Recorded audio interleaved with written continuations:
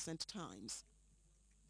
Desertification is said to be creeping at an estimated 20,000 hectares per year, with the attendant destruction of farmlands and livelihoods in the country. The pressure has been mounting over the decades in spite of efforts to adopt forestry policies and programs and implement various reforestation initiatives by West African states. A country such as Niger, you know, of course, that Niger has a large part of its area that is in the Sahara area, desert.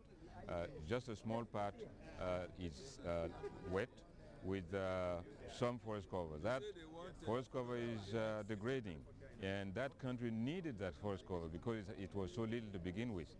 You also know that with agriculture, cotton cultivation, cocoa, coffee, all these things in southern Burkina Faso, northern Benin, Cote d'Ivoire, it has taken out a lot of forest cover.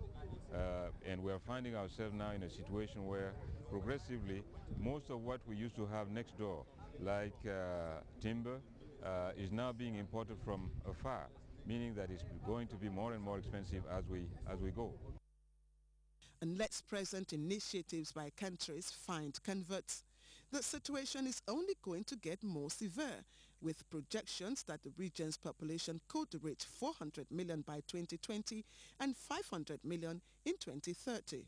Many of these people would rely on the forest for their needs: wood for construction, timber for multiple purposes, and firewood as well as non-wood forest products. Can the forest withstand the present and future onslaught? Nobody realistically thinks they can. The Economic Community of West African States realizes this and has since initiated the ECOWAS Forest Policy Framework as a regional strategy to address this growing problem. The overall objective of this initiative is to provide guidelines to sustain the flora and fauna in forests in the region and foster the restoration of degraded forests. We realize that each country has its own forest policy, rules and regulations. But as ECOWAS, we deal with the sub-region. And so we want a common policy. Because when we have bushfire, for example, it does not respect boundary. And there are rivers, basins that cut across countries. ECOWAS is supposed to integrate the region. And so we need to have policies that will be adhered to by all the regions. That we call a common policy. From that, we expect each country to now develop its own policy. We realize that most of the countries inherited policies that were from the colonial era. And some of these are no longer tenable.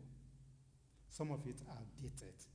And so that was why we gathered together the countries of West Africa in 2005 to develop this policy, and it was technically validated.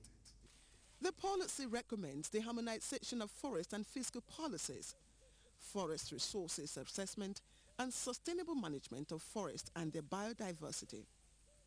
In all this, member states will have a role as well as the people. A lot is hinged on the ability of the immediate communities to curtail the exploitative activities that result in the destruction of the forest and, by extension, the ecosystem. Since 2005, a dialogue has been going on among various interest groups.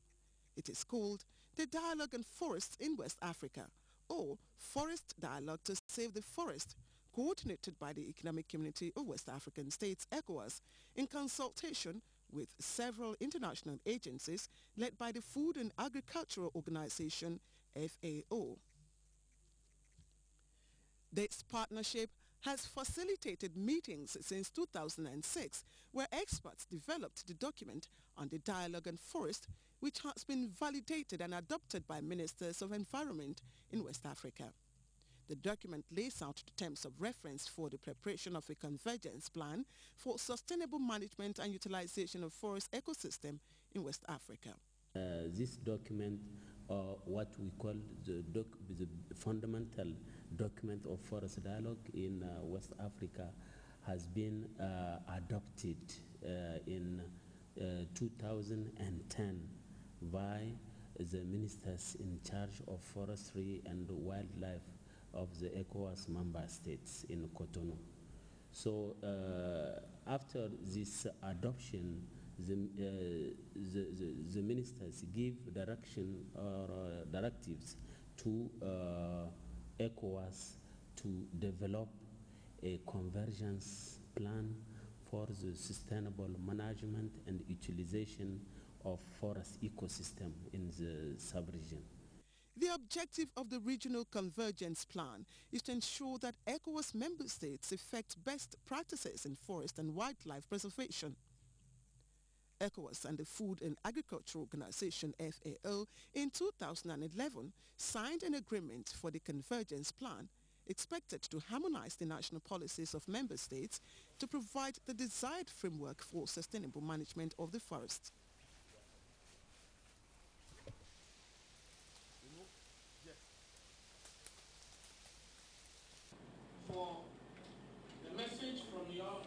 The ECOWAS Commission and the member states have been discussing the urgent need for the convergence plan in the face of the rapidly disappearing forest reserves. ECOWAS believes the regional plan holds the key when the national policies are integrated into it. The various member states are required as part of the program to conduct national studies taking into consideration peculiar national challenges and strategies which will feed into the regional convergence plan. ECOWAS member states have now conducted their studies, which is representative of all the views of experts, host communities, users of the forest, and other stakeholders. The reports will be collated and the best practices adopted and enriched for the convergence plan.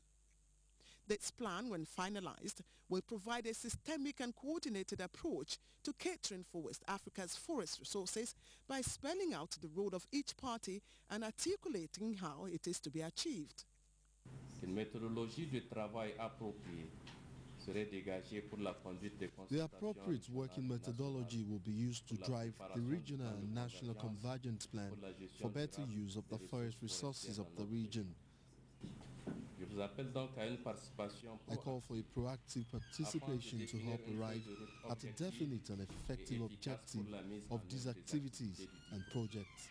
We have shared ecosystem between Benin and Burkina Faso, between Niger and Nigeria, and all these areas